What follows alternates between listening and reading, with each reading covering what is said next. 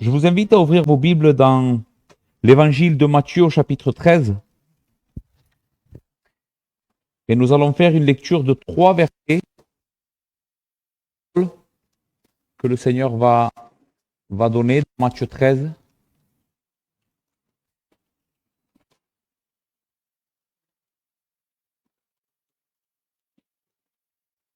Donc Matthieu 13, versets 44 à 46. Il est écrit « Le royaume des cieux est encore semblable à un trésor caché dans un champ. L'homme qui l'a trouvé le cache et dans sa joie, il va vendre tout ce qu'il a et achète ce champ. Le royaume des cieux est encore semblable à un marchand qui cherche de belles perles. Il a trouvé une perle de grand prix, il est allé vendre tout ce qu'il avait et l'a acheté. Amen. Notre Père, Seigneur, notre Dieu, nous venons à toi parce que tu es le roi des rois, le Seigneur des seigneurs, et ton royaume n'aura pas de fin. Seigneur, merci pour la grâce que tu nous as fait, Seigneur, d'être participants de ce royaume de gloire. Nous prions maintenant pour que la puissance de ce royaume soit manifestée au milieu de nous. Père, vois notre faiblesse, vois notre manque de sagesse, notre agilité d'esprit, Seigneur, notre besoin que nous avons de toi, de ton esprit, de ta puissance, Seigneur, afin de saisir les vérités en ce qui concerne ton royaume.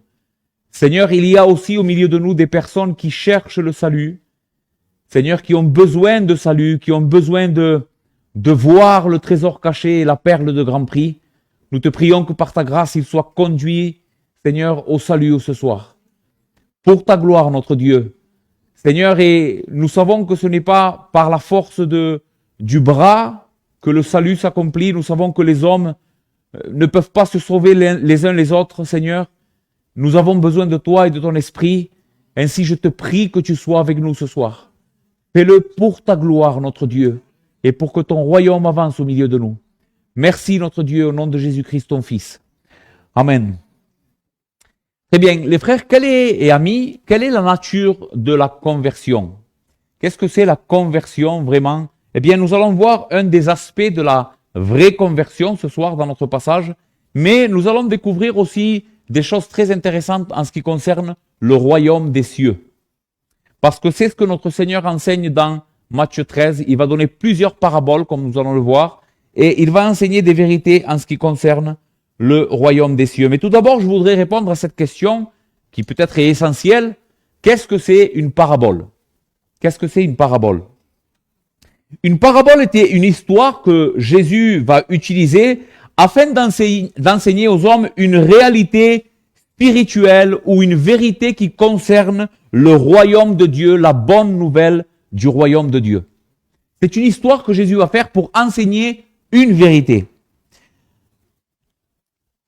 Et il va, dans la majorité des cas, Jésus ne va pas être compliqué quand il va choisir cette histoire ou comment faire cette histoire. Il va toujours utiliser des choses ou des images très répandues parmi les hommes qui l'écoutaient. Souvent, vous entendrez Jésus parler du royaume des cieux comme étant une semence. Des fois, c'est une histoire d'un homme qui part d'un royaume, quelqu'un qui part se faire investir pour revenir. C'est toujours quelque chose que les gens qui étaient là, très simplement, allaient pouvoir comprendre de quoi il parlait. Maintenant, la plupart des paraboles étaient des histoires qui n'étaient pas réelles, mais qui avaient pour but donc de pointer vers une vérité spécifique ou unique. Et dans ce cas particulier de la parabole du trésor caché et de la perle de grand prix, Jésus veut enseigner ses disciples, et nous ce soir, sur une vérité au sujet du royaume des cieux. Et comment celui-ci est quelque chose de très précieux. Voyez les deux images que le Seigneur utilise. Le royaume des cieux est semblable à un trésor caché, et le royaume des cieux est semblable à une perle de grand prix.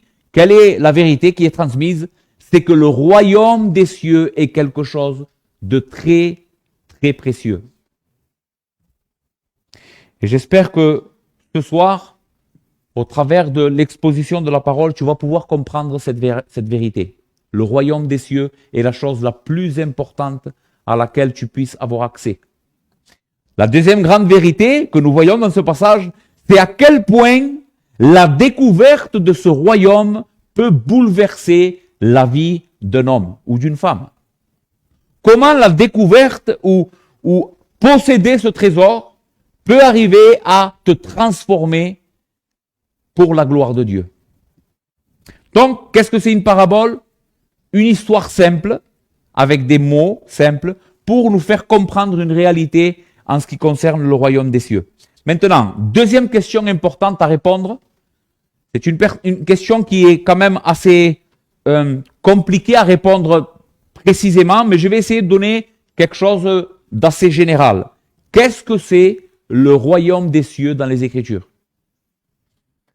Les frères, si on regarde cette vérité, le royaume des cieux, dans la Bible, c'est une chose qui parcourt toutes les Écritures comme un fil conducteur. Depuis la Genèse jusqu'à Apocalypse, le thème du royaume est quelque chose de central. Il commence donc dans le livre de Genèse, où nous voyons les premières promesses de Dieu, et nous voyons la culmination de ce royaume, ou l'apogée de ce royaume, dans le livre d'Apocalypse. Le royaume qui vient au milieu des hommes et qui s'établit pour l'éternité. Maintenant, de quoi nous parle cette vérité du royaume des cieux? Eh bien, elle nous rappelle, et écoute bien, la promesse que Dieu a faite d'une restauration de ce monde. Je veux qu'à chaque fois que vous lisiez vos Bibles, frères et sœurs, et que vous trouviez un enseignement au sujet du royaume des cieux, vous pensiez à ça. C'est la promesse que Dieu a faite. Qu'il allait tout restaurer. Qu'il allait nous sauver. D'une restauration du monde et aussi d'une restauration des hommes. Le royaume de Dieu n'inclut pas seulement quelque chose que Dieu va amener dans ce monde, un royaume réel, mais aussi son royaume dans nos cœurs. C'est la promesse que Dieu a faite dès le début, qu'il allait sauver les hommes de leurs péchés et les ramener dans un état de sainteté et de justice parfaite. Dans ce royaume, le mal n'existe plus. Le mal est éradiqué sous toutes ses formes. C'est la promesse que Dieu, à nouveau, et écoutez bien, ça c'est encore une grande vérité au sujet du royaume, la promesse que Dieu habiterait de nouveau au milieu des hommes dans toute sa gloire et sa splendeur. Et il promet à son peuple d'avoir une communion avec lui pour toute l'éternité. Voici ce qu'est le royaume des cieux dans les Écritures. Pourquoi cette promesse? Pourquoi cette promesse traverse toute la Bible du royaume des cieux? Eh bien parce que, à cause du péché, le premier homme, et avec lui, nous avons perdu la communion avec ce Dieu glorieux. Depuis que le péché est entré dans l'humanité, eh bien, d'une certaine manière, nous ne sommes plus dans le royaume. Nous avons été expulsés de la présence de Dieu. Mais Dieu promet de restaurer et de nous ramener dans sa présence glorieuse. Maintenant, l'Ancien Testament, particulièrement, enseignait que ce royaume, le royaume de Dieu, et écoutez, ceci est très important, à la lumière du texte que nous sommes en train d'étudier, ce royaume de Dieu, cette promesse de Dieu, viendrait le jour où apparaîtrait le Messie promis. Pour tous les prophètes, et pour les gens qui attendaient la promesse de Dieu, de ce royaume, qui attendaient depuis le début, quand est-ce que ce royaume viendrait? Eh bien, la Bible promettait que le jour où apparaîtrait le Messie, c'est-à-dire le grand roi de ce royaume de justice et de vérité, viendrait avec lui. Donc, laissez-moi vous dire avec mes mots, que signifie pour un homme ou pour une femme être un citoyen ou vivre dans ce royaume? Toute personne qui est citoyenne du royaume de ce royaume des cieux, est placée sous le gouvernement et la protection de ce grand roi qui est juste, bon, rempli de miséricorde. Ce roi en question n'est pas comme les dirigeants de ce monde. Vous savez, comment est-ce que les grands princes et les rois et les présidents de ce monde agissent? Eh bien, quelquefois, ils font des choses bonnes, mais pas toujours ils sont pour le bénéfice du peuple, n'est-ce pas? Souvent on se plaint de ceux qui nous dirigent. Eh bien, dans ce royaume, il est hors de question qu'on puisse subir ça. Pourquoi? Parce que ce grand roi juste et bon est extrêmement préoccupé pour le bonheur absolu de son peuple. Il va bannir de ce royaume toute espèce d'injustice, de mal. Dans ce royaume, le péché, le diable, la mort, la maladie, toutes les conséquences du péché n'existent plus. Parce que le roi de gloire, Jésus-Christ, va expulser tout cela. Il va vaincre tout ça.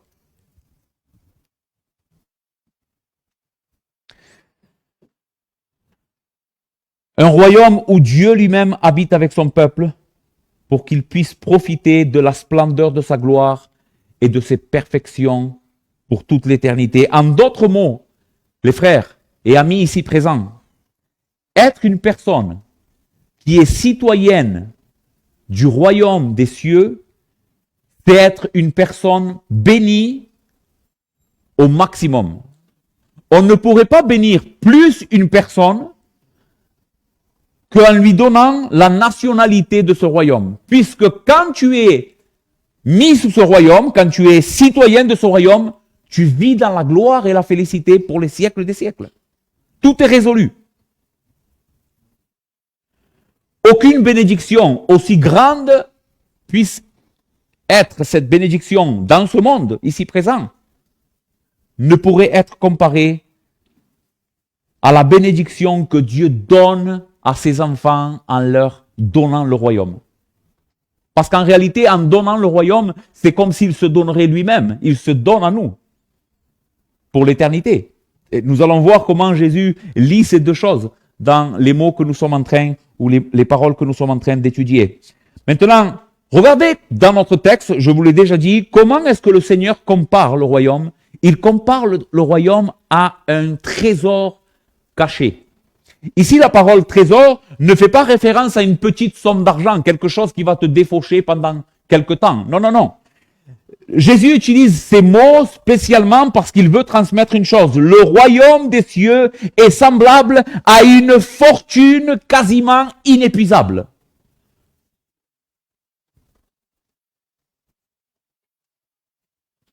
C'est ça le royaume. Trouver un trésor qui va combler tous tes besoins pour toute l'éternité. Mais si nous regardons bien, Jésus dit que ce royaume, aussi glorieux qu'il soit, aussi désirable qu'il soit, il n'est pas à la vue de tout le monde. Regardez notre texte. Le royaume des cieux est semblable à un trésor caché. Ce royaume n'est pas à la vue de tout le monde. C'est ce qui nous amène à notre prochain enseignement. Le royaume des cieux vient en deux étapes. Ceci est quelque chose de très important et vraiment je voudrais que le Seigneur m'aide à vous transmettre cette vérité, être le plus clair possible et que vous puissiez la saisir. Ok. Un des grands mystères que Jésus-Christ, le grand roi de ce royaume, est venu nous révéler concernant ce royaume, c'est qu'il viendrait, ce royaume duquel on est en train de parler, qui parcourt toutes les Écritures, viendrait en deux étapes. S'établirait en deux étapes. Très bien. Soyez concentrés, c'est quelque chose d'important. Le royaume des cieux viendrait en deux étapes. Et cet enseignement n'avait pas été donné de manière si claire comme quand notre Seigneur Jésus-Christ est venu. C'est lui qui a révélé cette vérité. Que le royaume des cieux viendrait en deux étapes.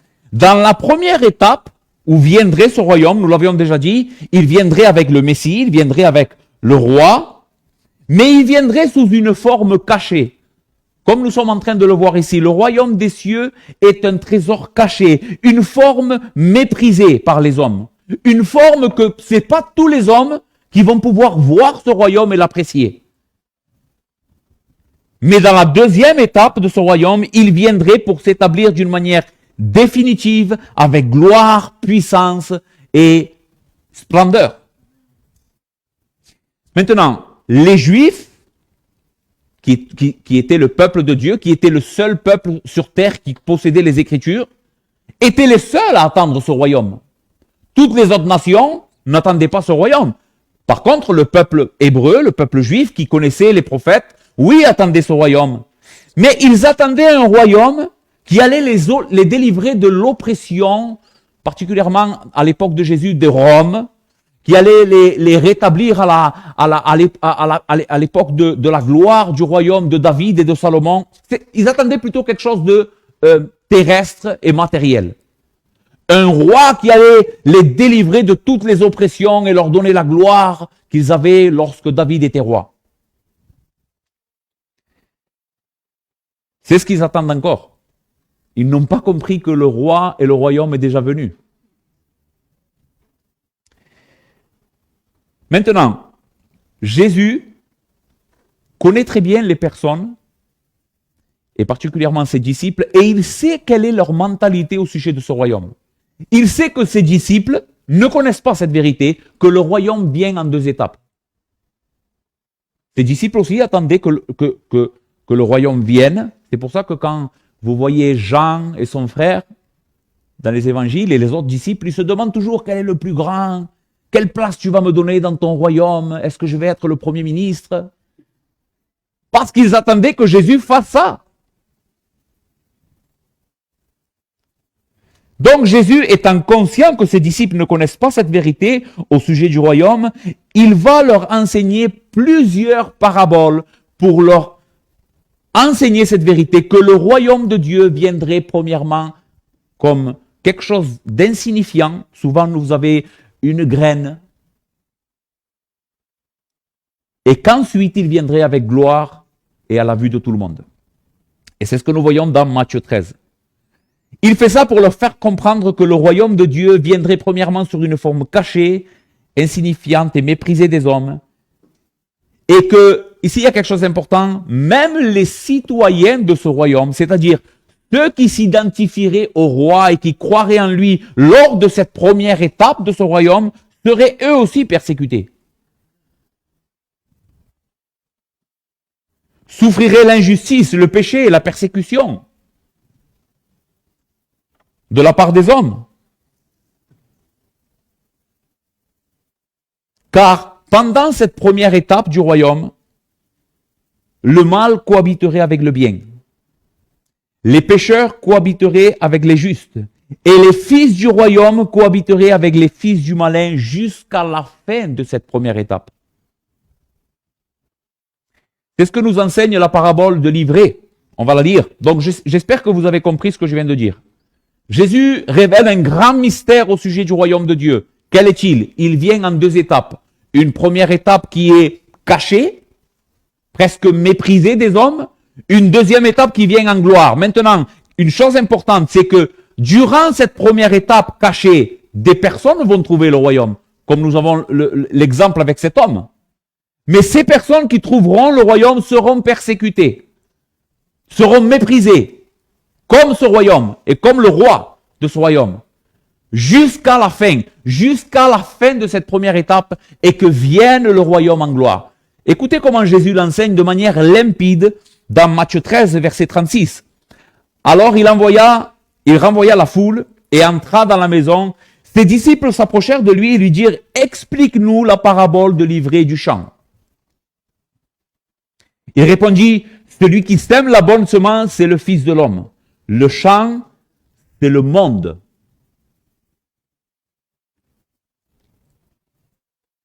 La bonne semence, ce sont les fils du royaume. L'ivraie, ce sont les fils du malin. L'ennemi qui les a semés, c'est le diable. La moisson, c'est la fin du monde. Les moissonneurs, ce sont les anges. Or, comme on arrache l'ivraie et qu'on jette au feu, il en sera de même à la fin du monde. Le Fils de l'homme enverra ses anges qui arracheront de son royaume tous les scandales et ceux qui commettent l'iniquité. et ils les jetteront dans la fournaise ardente où il y aura des pleurs et des grincements dedans. Alors les justes resplendiront comme le soleil dans le royaume de leur Père. Que celui qui a des oreilles pour entendre, entende. Quel est l'enseignement ici? Basiquement, c'est que dans cette première étape du royaume, les justes et les mauvais cohabiteront jusqu'à ce que vienne la récolte. Veux-tu que nous arrachions l'ivraie? Non, non, non, non. De peur qu'en arrachant l'ivraie, vous arrachiez aussi le blé. Laissez croître ensemble. Et lorsque viendra le moment de la moisson, alors on coupera l'ivraie et le blé, on amassera le blé dans le grenier, mais on jettera au feu l'ivraie. Cohabitation des pécheurs avec les justes. Dans cette première étape. Et il faut reconnaître, les frères, que dans cette première étape, eh bien, nous souffrons. Le royaume est déjà présent en nous. Nous adorons déjà le roi des rois et nous sommes en communion avec lui. Mais il y a encore une partie de cette expérience qui demande à être complétée, qui demande à être perfectionnée. Eh bien, cette perfection viendra lors de la deuxième étape de ce royaume.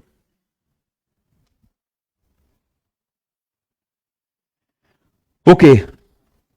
Amis, vous qui peut-être n'êtes pas encore en Christ, qui peut-être cherchez Jésus, mais je veux répondre à cette question. Pour qui est caché le royaume? Pour qui est-ce que ce royaume est caché? Écoutez ce que Paul dira dans 2 Corinthiens, chapitre 4, versets 3 et 4. Il dira, si notre évangile est encore voilé, il est voilé pour ceux qui périssent. Pour les incrédules dont le Dieu de ce siècle a aveuglé l'intelligence afin qu'ils ne voient pas briller la splendeur de l'évangile de la gloire de Christ qui est l'image de Dieu. Voici pour qui est cachée la beauté de ces trésors. Inestimable. Il est caché pour les incrédules dont le Dieu de ce siècle a aveuglé l'intelligence. C'est comme si les hommes ne seraient pas capables de voir la splendeur de ce royaume et le désirer.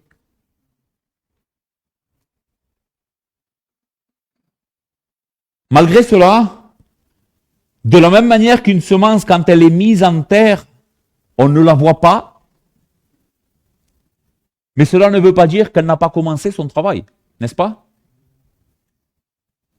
Elle grandit, et bientôt elle deviendra un arbre. Eh bien, de cette même manière, lors de sa première venue, notre Seigneur Jésus-Christ et son royaume est venu de manière puissante et véritable. Ce n'est pas parce que l'œil humain n'est pas capable de le voir que la réalité du royaume n'est pas là. Le royaume est déjà établi. Et la mort, la puissance des ténèbres et le péché ont été vaincus. Jésus a déjà vaincu tous nos ennemis. Ce n'est pas quelque chose qui reste à faire. Non. Jésus est capable. Si tu n'es pas conscient de voir ce royaume, Jésus est capable de te donner un cœur nouveau. Un cœur où règne la justice et la grâce et la vérité. Un cœur qui se soumet volontairement à ce royaume parce qu'il est roi et il a toute autorité. Écoute, comment tu peux savoir, toi, que ce royaume est réel? Toi qui es en Christ, tu es une preuve vivante.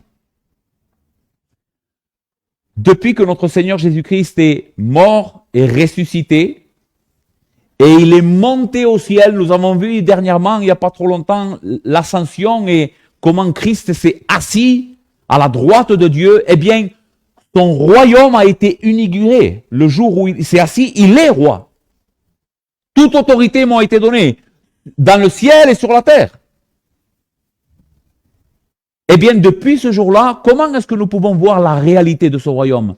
Parce que des hommes pécheurs, des hommes et des femmes qui sont morts dans leur péché, incapables de voir le royaume, sont appelés par la voix du Fils de Dieu. Et ils ne peuvent faire autre chose que répondre par foi et repentance.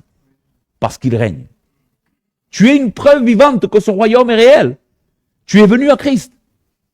Toi qui, comme nous l'avons lu, tu étais esclave du diable, complètement aveuglé par ton péché. Christ t'a appelé et tu es venu. Et c'est une preuve que ce royaume est là. Lors de sa venue, de sa seconde venue, Christ perfectionnera ça. Il te donnera un corps glorieux et nous habiterons dans cette terre, dans cette promesse où Dieu nous a fait qu'il habiterait avec nous pour le siècle des siècles et il nous donnerait la vie éternelle pour toujours. Maintenant, qu'est-ce qui va se passer avec les personnes qui auront, malgré qu'ils ont entendu la vérité au sujet du royaume, méprisent ce royaume et le rejettent?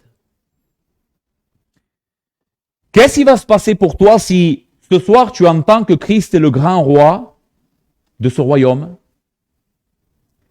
et que malgré ça, qu'il y ait un trésor inestimable, tu décides de partir et le rejeter? Eh bien, écoute ce que le Seigneur enseignera à ce sujet. Dans une autre parabole, celle des talents, je ne vais pas toute la lire, mais je vais lire une bonne partie de cette parabole pour que vous puissiez comprendre. Jésus va enseigner au moins deux choses. Qu'il est celui qui récompense ceux qui auront cru en lui et qui auront travaillé pour son royaume, qui était invisible à l'œil nu, il les récompensera. Mais aussi qu'il châtiera avec justice ceux qui seront opposés à lui et à son royaume. Luc 19, verset 11. Ils écoutaient ces choses et Jésus ajouta une parabole, écoutez bien, parce que, et ici il parle des Juifs, parce qu'il était près de Jérusalem et qu'on croyait qu'à l'instant le royaume de Dieu allait paraître. Les personnes qui étaient là en train d'entendre Jésus croyaient que ça y est, le royaume est là, on va le voir. Mais écoutez ce que Jésus dira. Il enseignera la même chose que nous sommes en train de voir. Un homme de haute naissance s'en alla dans un pays lointain pour se faire investir de l'autorité royale. Vous voyez, il s'en va. Parce qu'il doit être investi de son autorité royale. Et revenir ensuite. Il appela 10 de ses serviteurs, leur donna 10 000 et leur dit, faites-les valoir jusqu'à ce que je revienne. Mais, écoutez, ses concitoyens, donc de cet homme de haute naissance, le haïssaient et ils envoyèrent une ambassade auprès de lui pour dire « Nous ne voulons pas que cet homme règne sur nous ». Lorsqu'il fut de retour, après avoir été investi de l'autorité royale, il fit appeler auprès de lui les serviteurs auxquels il avait donné l'argent afin de leur faire rendre compte de comment ils avaient utilisé ça. Et vous connaissez cette parabole? À celui qui avait donné 5 talents, il va lui donner 5 autres, à celui qui en avait, etc., jusqu'à arriver à la personne qui avait caché le talent et que Jésus va dire, tu es un mauvais serviteur, un serviteur méchant. Tu aurais dû faire valoir ce que je t'ai donné. Mais à partir du verset 24, écoutez ce que dit le Seigneur.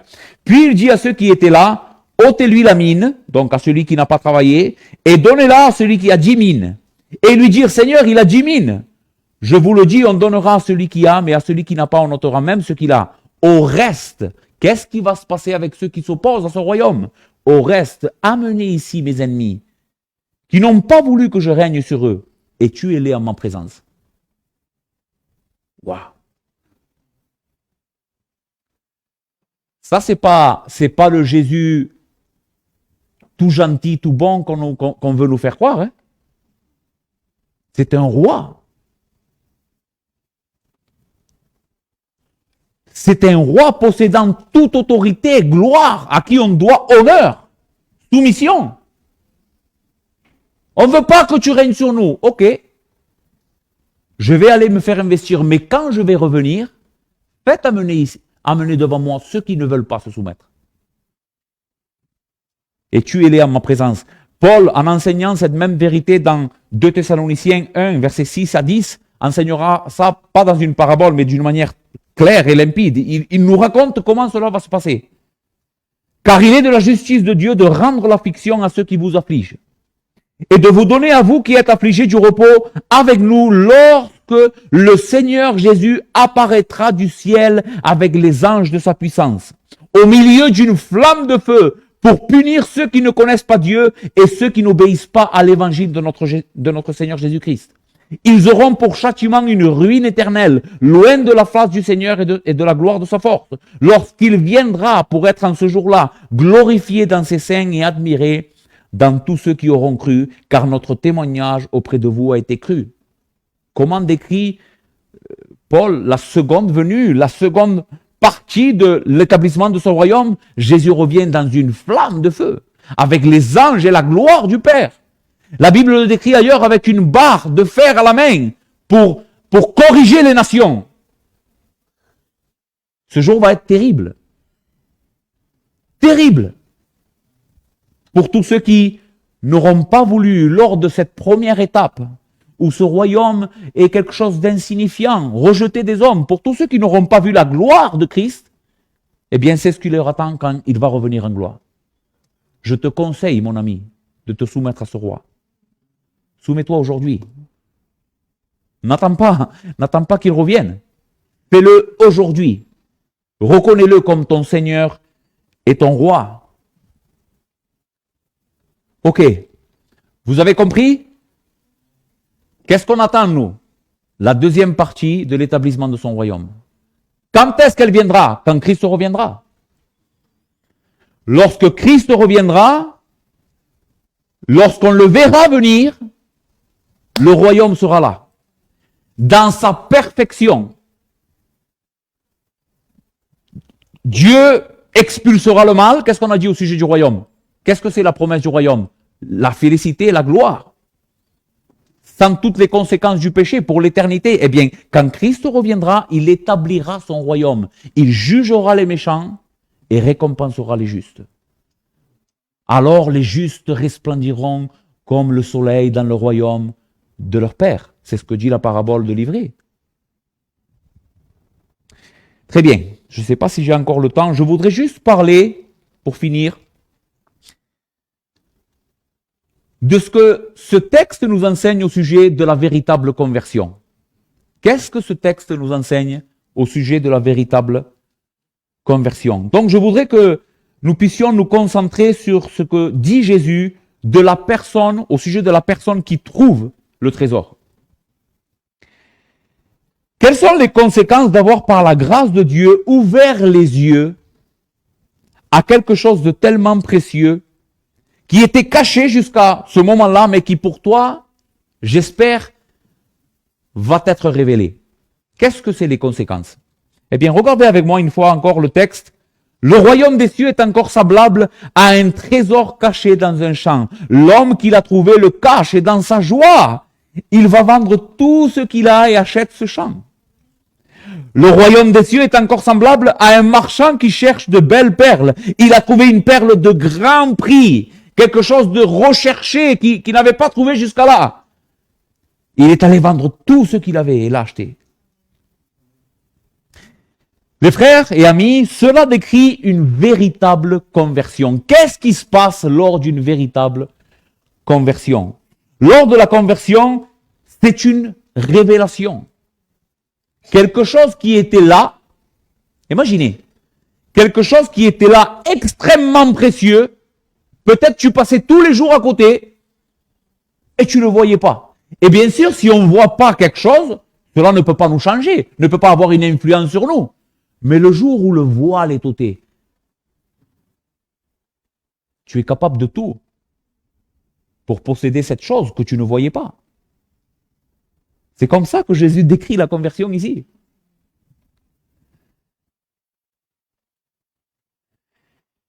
Tu sais, tu peux être une personne qui apprécie Jésus-Christ. Tu peux même être une personne qui vient ici constamment écouter l'évangile. Tu peux même croire que tu es chrétien. Mais en me basant sur ce passage, je veux que tu t'examines. Pourquoi? Si ce que tu sais au sujet de Jésus ne t'a pas transformé au point qu'il devienne pour toi, Jésus, devienne pour toi un trésor inestimable, c'est parce que tu ne l'as jamais vu. C'est pour cela que beaucoup de personnes ont tellement de mal à vivre la vie chrétienne. Vous savez pourquoi? Tellement de personnes, peut-être qui sont chrétiennes depuis très longtemps, mais ils ont un mal fou. Et tu les vois, peut-être que ça fait 30 ans qu'elles sont converties, et elles sont toujours au même stade spirituel. Elles ne grandissent pas, Elles sont toujours à la traîne de l'église. C'est toujours eux qu'il faut aller exhorter. C'est toujours eux. Je dis pas que ça peut pas nous arriver, les frères. Hein. Ça peut nous arriver. Ça nous arrive tous. Mais ce que je veux dire, c'est que ces personnes sont caractérisées par un manque de croissance. Pourquoi elles ont tellement de mal? Parce qu'elles n'ont pas compris qu'est-ce que c'est la vie chrétienne. Elles n'ont jamais découvert la perle de grand prix et ce trésor. Elles sont christianisées. Elles aiment venir à l'église, mais leur vie n'a pas été transformée de manière radicale par une vision de ce trésor. Leur cœur, les frères, n'a pas été conquis, et je veux que tu graves ça, par la beauté insondable du Fils de Dieu. Jamais elles n'ont perçu qui est Jésus-Christ.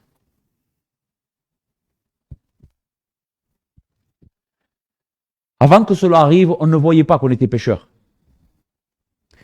Que Dieu était désirable, rempli de beauté et de gloire, on ne le voyait pas.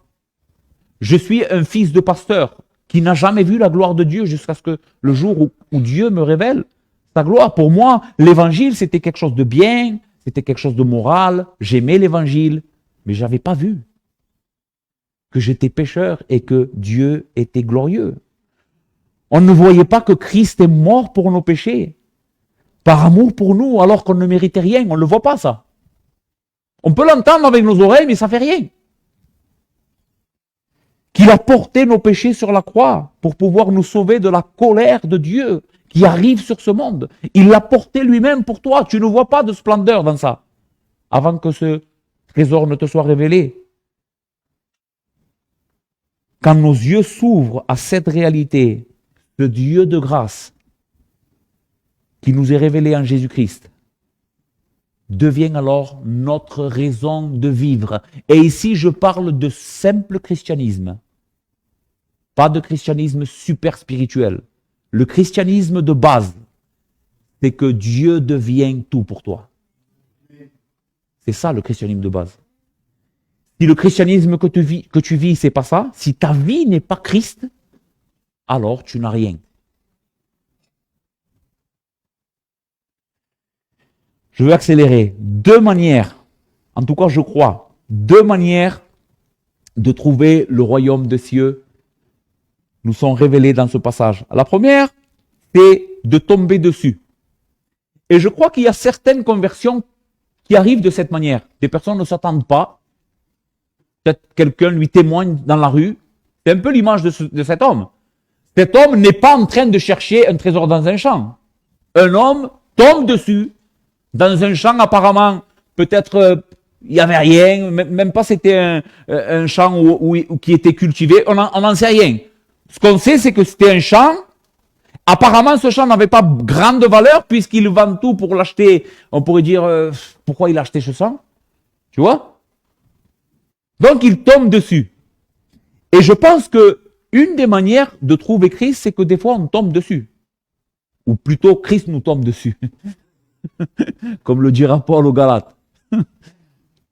Mais c'est comme ça que des fois, l'expérience humaine se rencontre avec l'évangile. On ne le cherche pas, mais on trouve ce grand trésor et on est capable de tout vendre pour l'avoir. La deuxième manière qui nous est décrite, c'est un marchand de perles. Et le texte dit, il a travaillé, il voulait chercher les grandes perles.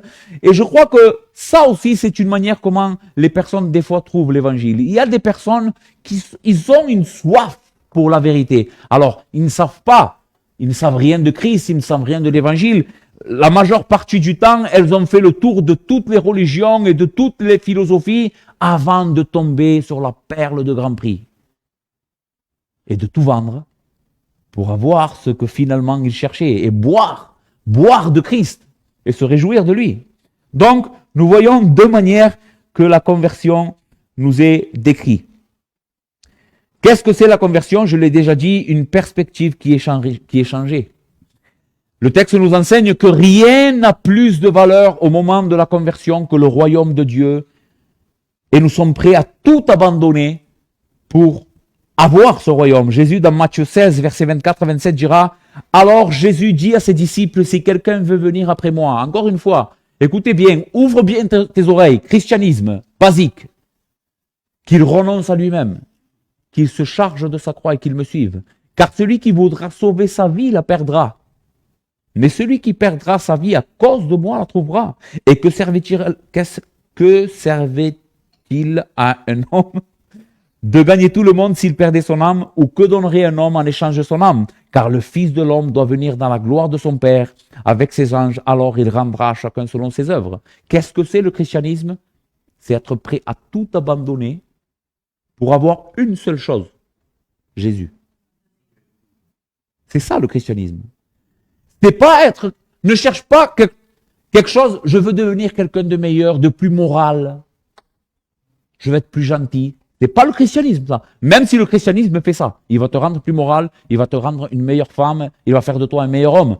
Je dis pas que le christianisme ne fait pas ça. Mais si tu veux le salut pour juste être meilleur que ce que tu es, tu n'as rien. Tu dois venir au christianisme à la foi parce que tu as soif de Christ. C'est lui. Le salut, c'est lui.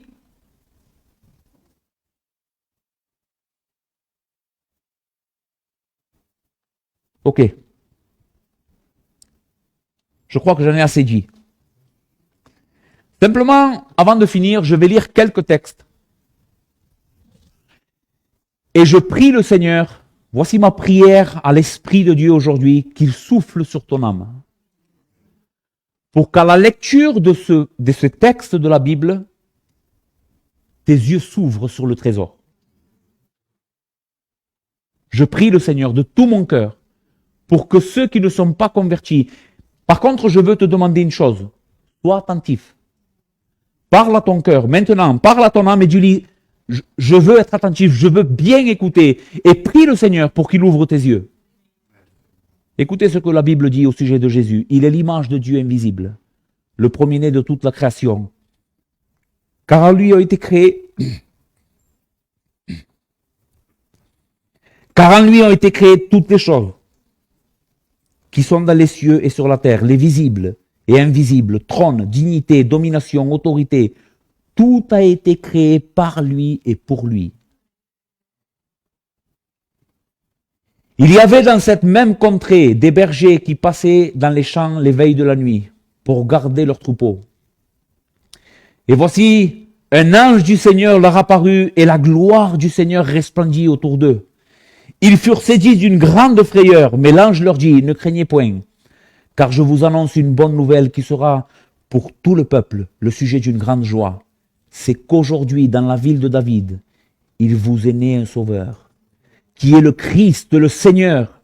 Et voici à quel signe vous le reconnaîtrez. Vous trouverez un enfant emmailloté et couché dans une crèche.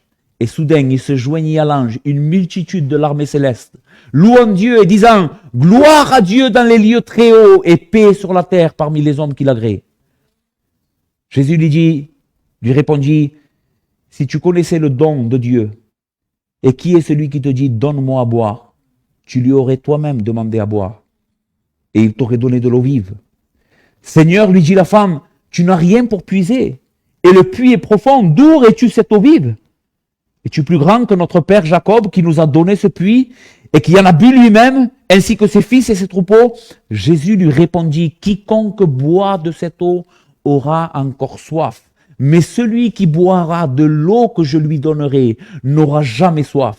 Et l'eau que je lui donnerai deviendra en lui une source d'eau qui jaillira jusqu'à dans la vie éternelle. » Jésus, portant sa croix, arriva au lieu du crâne qui se nommait en hébreu Golgotha. C'est là qu'il fut crucifié et deux autres avec lui, un de chaque côté et Jésus au milieu. Pilate fit une inscription qu'il plaça sur la croix et qui était ainsi conçue: Jésus de Nazareth, roi des Juifs. Beaucoup de Juifs lurent cette inscription parce que le lieu où Jésus fut crucifié était près de la ville. Elle était en hébreu, en grec et en latin. Lorsque les principaux sacrificateurs, les Juifs, dirent à Pilate: N'écris pas roi des Juifs, mais écris, il a dit, je suis le roi des Juifs. Pilate répondit, ce que j'ai écrit, j'ai écrit. Je me retournai pour connaître quelle était la voix qui me parlait, et après m'être retourné, je vis 7 chandeliers d'or. Et au milieu de 7 chandeliers, quelqu'un qui ressemblait à un fils d'homme, vêtu d'une longue robe et ayant une ceinture d'or sur la poitrine. Sa tête et ses yeux étaient blancs, Sa tête et ses cheveux, étaient blancs comme de la laine blanche, comme de la neige. Ses yeux étaient comme une flamme de feu. Ses pieds étaient semblables à de l'airain, comme s'il avait été embrasé dans une fournaise, et sa voix était comme le bruit de grands eaux. Il avait dans sa main droite 7 étoiles. De sa bouche sortait une épée aiguë à 2 tranchants, et son visage était comme le soleil lorsqu'il brille dans sa force. Quand je le vis, et il parle de Jésus ici, je tombai à ses pieds comme mort. Il posa sa main sur moi et me dit, ne crains point. Je suis le premier et le dernier, le vivant. J'étais mort et voici je vis au siècle des siècles. Je tiens les clés de la mort et du séjour des morts. Jésus lui dit, je suis la résurrection et la vie. Celui qui croit en moi, quand même il serait mort, il vivra. Et quiconque vit et croit en moi ne mourra jamais. Crois-tu cela?